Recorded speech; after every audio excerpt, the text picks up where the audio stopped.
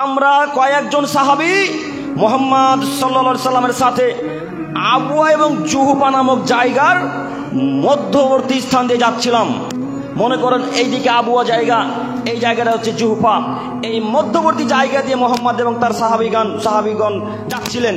যেতে যেতে যেতে ঈদ গসিয়াত না রিহুন দুলমাতুন শাদীদা, হঠাৎ কোন দিক থেকে এত জোরে বৃষ্টি চলে এলো, এত অন্ধকার ছেয়ে গেল, আর কিছু দেখা যায় না। সাহাবায়ে কেরামগণ বলছেন এত অন্ধকার, অন্ধকারে কোনো পাহাড়ও দেখা যায় না, মানুষও দেখা যায় না। হঠাৎ একটু আগেই ছিল পরিষ্কার, এখন এত অন্ধকার।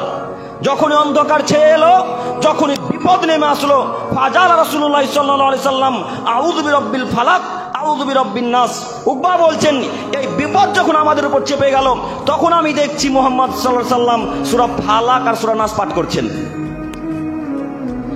এই সূরা ফালাক আর নাস পাঠ করা শেষ হয়েছে যেমনই, তেমনি উকবাকে আল্লাহ নবী বলছেন, উকবা তাওয়াদু বিহিমা, আল্লাহর কাছে যদি আশ্রয় চাইতে হয় উকবা, তাহলে সূরা নাস আর ফালাক দিয়ে আল্লাহর কাছে আশ্রয় চাইও।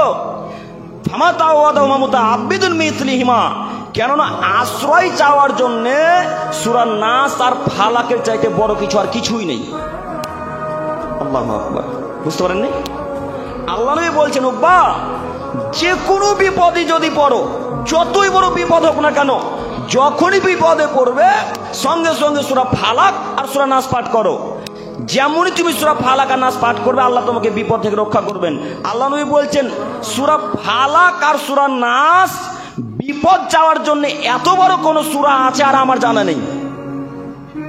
মানে সূরা নাস আর ফালাক দিয়েই উদ্ধার হওয়া যায়, সূরা নাস আর ফালাক দিয়েই পরিত্রাণ পাওয়া যায়, যে কোনো বিপদ আসুক না কেন। উকবা তারপরে বলছেন ইয়া উম্মুনা বিহিমা ফিস সালাত, আমাদেরকে যখন মুহাম্মদ সাল্লাল্লাহু আলাইহি সাল্লাম সালাত আদায় করাতেন, তখন এই সূরা দুটিও পাঠ করতেন। সূরা ফালাক নাস মুখস্থ নাই? সকলেরই মুখস্থ আছে, কুল আউযু বিরাব্বিল ফালাক, কুল আউযু বিরাব্বিন নাস। যে কোনো বিপদে পড়বেন, রাস্তাতে যাচ্ছেন, যেতে যেতে যেতে যেতে হঠাৎ বৃষ্টি চলে আসতে পারে, হঠাৎ কালবৈশাখী ঝড় আসতে পারে, আসে না? রাস্তাতে যেতে যেতে বিশাল ঝড় আসে। মনে করেন আপনি ওই ফেরিঘাটে নৌকাতে চেপেছেন, নৌকাতে চাপার সাথে সাথে কোন দিক থেকে যে ঝড় আসলো, এখন নৌকাকে এই দিক ওই দিক করে উথাল পাথাল করে দিল। এমন অবস্থায় সূরা ফালাক আর সূরা নাস পাঠ করে আল্লাহকে বলেন, আল্লাহ তুমি বড় দয়াবান, তুমি বড় ক্ষমাবান, তুমি বড় রহমান, আল্লাহ তুমি এই বিপদ থেকে আমাদেরকে রক্ষা করো। আল্লাহ নবী বলছেন এই কথা বলতে যতক্ষণ দেরি, হাওয়া থেমে যাবে ইনশাআল্লাহ। কথা বুঝতে পারেননি মনে হয়? কত ক্ষমতা সূরা ফালাক আর নাসের, কত ক্ষমতা। জিনে যখন ধরবে, যদি ভয় করেন যে জিন আমার সাথে সাথে আসছে, সূরা ফালাক আর নাস পাঠ করেন না। একটু তো আমল করা উচিত, আমলই নাই, তাহলে কিভাবে আপনি জিনকে তাড়াতে পারেন? একটু তো আমল লাগবে। এরকম কত ঘটনা আছে যে আপনি চলবেন তো চলতে চলতে যেন মনে হচ্ছে আপনার পিছনে পিছনে কেউ হাঁটছে, তাই না? একেবারে অবিকল মনে হচ্ছে এই পিছনে পিছনে কিছু হাঁটছে, কিন্তু পিছনে ঘুরে দেখা যাচ্ছে কিছুই নাই। বলতে পারেন সে কে? সে হচ্ছে শয়তান। ভোর রাত্রিতে যখন উঠবেন, মানে ফজরের পূর্বে আগে, তো দেখবেন আপনি যদি সামান্য চলাচল করেন তো মনে হচ্ছে যেন পিছে কেউ কেউ আসছে। এত সর্দার কাকুকে জিজ্ঞেস করবেন, ইনি তো আজান দিতে আসেন, তো আজান দিতে এসে বলে যে আমার পিছনে পিছনে কেউ আসছে, মনে হচ্ছে যেন আমার সাথেই হাঁটছে, অথচ কিছুই নাই পিছনে, যে ও হচ্ছে শয়তান।